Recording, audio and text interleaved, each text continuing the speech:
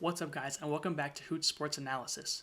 Today, we're going to be previewing the upcoming NFC Championship game between the Green Bay Packers and Tampa Bay Buccaneers. This game should be very entertaining as these two teams are two of the best in the NFL. Starting off with the Green Bay Packers, their offense in the regular season was ranked 5th by ESPN and 2nd in the playoffs out of 14 teams. In addition to this, they averaged 31.8 points per game in the regular season, and with weapons like Aaron Jones, Aaron Rodgers, and Devontae Adams, they're always going to put up points on the board. As for their defense, they ranked 9th in the NFL in the regular season and again 2nd in the playoffs, only giving up an average of 23.1 points per game.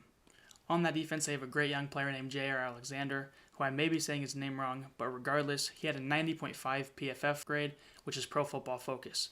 That's incredible, and he's just an exciting football player that is going to show out this weekend. As for the Bucs, their offense ranks 7th in the regular season and 5th in the playoffs out of 14 teams and scored just above 30 points per game. Combine that with guys like Chris Godwin, Mike Evans, and Leonard Fournette, the offense is pretty much unstoppable when they get going. As for the Bucs defense, they rank 6th in both regular season defense as well as postseason defense and give up about 22.2 points per game to opposing offenses. One of the most impactful parts of their defense is their ability to generate sacks with a guy like Shaq Barrett. This year they had 48 sacks, including 5 that came against Aaron Rodgers and the Green Bay Packers when they played previously in Week 6. If you watched that game, you know that it was a very bad game for the Green Bay Packers. They didn't look like themselves and couldn't get anything going. The Bucs had 324 total yards compared to the Packers' 201 yards, which is something that we are not used to seeing. In that game, Aaron Rodgers only had 107 passing yards, and the Packers' offense only had 94 rushing yards. Now, 94 rushing yards isn't awful, however, it's not going to get the job done. This raises the question of if they can come back this week and play well against this Bucs team, who is currently on a 6-game win streak.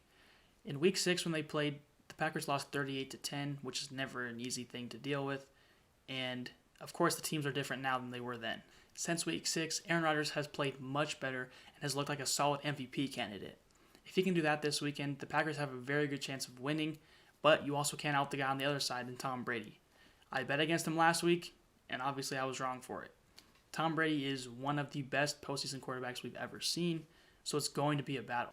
On paper, Aaron Rodgers has Tom Brady beat on the year with 48 touchdowns and only 5 interceptions. Tom Brady, on the other hand, has 40 touchdowns but has 12 interceptions. Rodgers led the league this year with a QBR of 84.3 compared to Tom Brady's just over 72. If both quarterbacks are feeling themselves come in game time, this should be an absolute shootout. Although both defenses are pretty good, it's hard to stop guys like Aaron Rodgers and Tom Brady no matter who you are.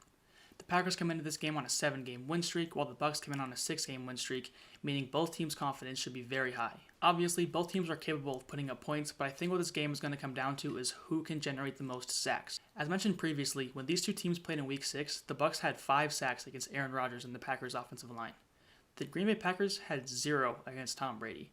And if they can't provide pressure on Brady, he's going to stand back in that pocket and make them pay. Now, if that happens, I don't think they're going to get blown up by 28 again, but I could definitely see a 15 to 20 point loss if they can't generate pressure on Brady. If the Packers play their cards right, they could end up with 3 or 4 sacks against the Tampa Bay Buccaneers offensive line, and if that happens, I believe that they win this game 30 to 27.